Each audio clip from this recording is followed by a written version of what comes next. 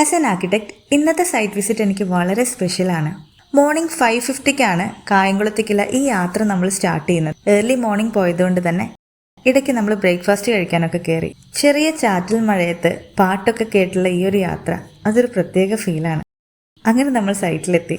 ഒരു site visit എന്നുള്ളതിനുപരി നമ്മളുടെ ഒരു ഫാമിലിയെ മീറ്റ് ചെയ്യാൻ പോകുന്ന പോലെയുള്ള ഒരു ഹാപ്പിനെസ് ആണ് ഓരോ പ്രാവശ്യം ഈ സൈറ്റിൽ വരുമ്പോഴും. എല്ലാ ക്ലയൻസും എല്ലാ പ്രോജക്ട്സും നമുക്ക് ഒരുപോലെ ആണെങ്കിലും ഒരു പൊടിക്ക് നമുക്ക് സ്പെഷ്യലായിട്ടുള്ള നമ്മുടെ ഫേവറേറ്റ് ആയിട്ടുള്ള ചില പ്രോജക്ട്സ് കാണില്ലേ, അത്തരം ഒരു പ്രൊജക്റ്റാണ് എനിക്കിത്. ആദ്യമായിട്ട് ഈ സൈറ്റ് കാണാൻ വന്നത് ഞാൻ ഇപ്പോഴും ഓർക്കുന്നുണ്ട്.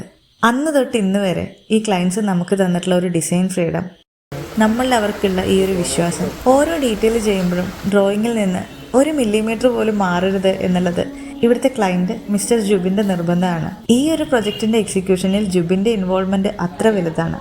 ഈ ഡിസ്കഷൻസിലൊക്കെ നമ്മളുടെ സ്വന്തം സ്പേസിലൂടെ മൂവ് ചെയ്യുമ്പോൾ ഉള്ള അതേ ഒരു എക്സൈറ്റ്മെൻ്റ് ആണ് എനിക്ക് ഫീൽ ചെയ്യുന്നത്.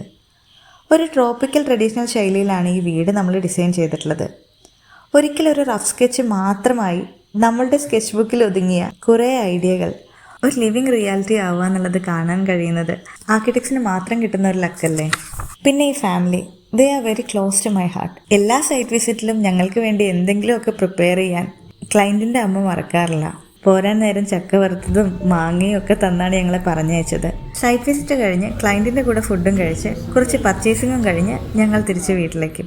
വീടുകൾ നിർമ്മിക്കുന്ന ഈ യാത്രയിൽ ഒരുപാട് ബന്ധങ്ങൾ കൂടിയല്ലേ ശരിക്കും നമ്മൾ നിർമ്മിക്കുന്നത്.